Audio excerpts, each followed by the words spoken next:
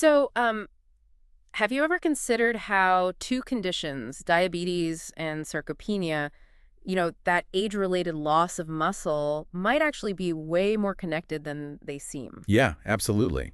It turns out they often show up together.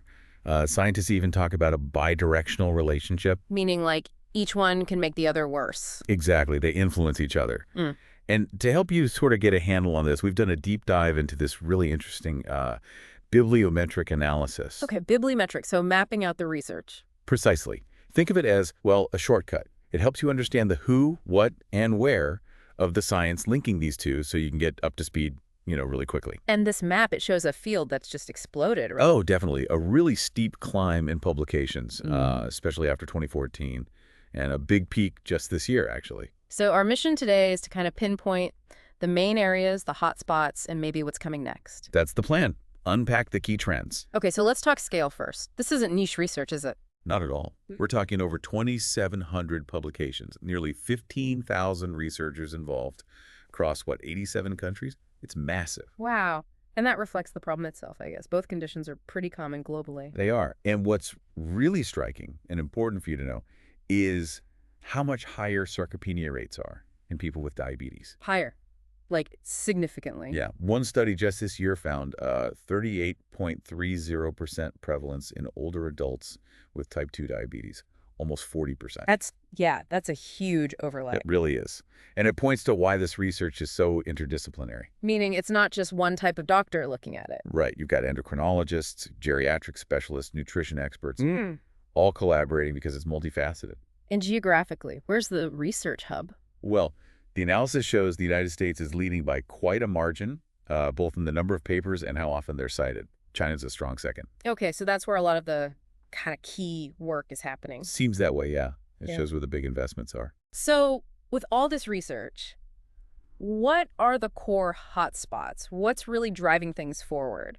Well, a lot comes down to two key things: insulin resistance and chronic inflammation. Okay, those sound familiar in the context of diabetes. Exactly, and they seem to be common threads here too. Basically, they mess with your muscle's ability to build protein, and they encourage muscle breakdown or atrophy. Hmm.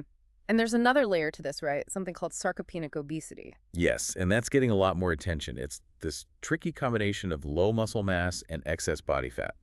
Clinicians, well, they sometimes miss it Why is it trickier? because it seems to carry even greater health risks than just sarcopenia or just obesity on their own. It makes things more complex. So researchers are looking for better ways to spot it. They are. They're exploring things like the weight-adjusted waist circumference index, the WWI, and also body fat percentage. The idea is that where the fat is matters a lot. Right, not just overall weight. And how are they actually measuring the muscle side of things? What tools are common? There's a whole range of imaging tech. You see DXA scans used a lot. They're good for body composition, bone density too. Okay. Then you have CT scans for really precise muscle mass measurements, getting those cross-sectional images. And MRI gives amazing detail on soft tissue, so you can look at muscle quality. But they all have downsides, like cost or access. Exactly. There are always trade-offs: accessibility, cost, sometimes radiation exposure. So, horses for courses. Makes sense. Okay, beyond diagnosing, what about helping people? What's working? Lifestyle stuff. Oh, absolutely crucial.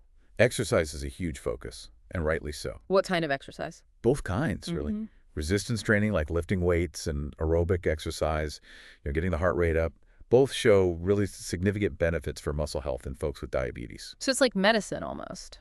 In a way, yes. It directly impacts the condition, their muscle health, their quality of life. It's powerful stuff. So looking ahead then, what are the big unanswered questions? The next frontiers? Well, one clear gap is type 1 diabetes. Most research is on type 2, so we need more there. Okay. But the future directions are pretty exciting.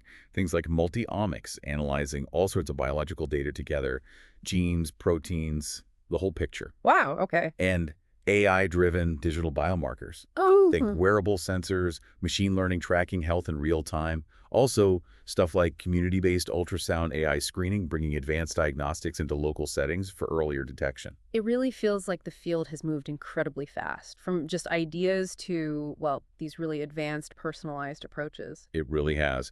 And it just underlines how important it is to keep that cross-disciplinary work going, keep innovating. That's how we improve outcomes for patients dealing with both conditions. So, thinking about all this, it's clear these conditions are linked, and the research is racing ahead. A final thought for you, our listener. Given how common both diabetes and sarcopenia are becoming worldwide, how might bringing together technologies like AI and advanced imaging change things? Could it reshape not just treatment, but maybe our basic understanding of how our bodies work, how all these systems connect?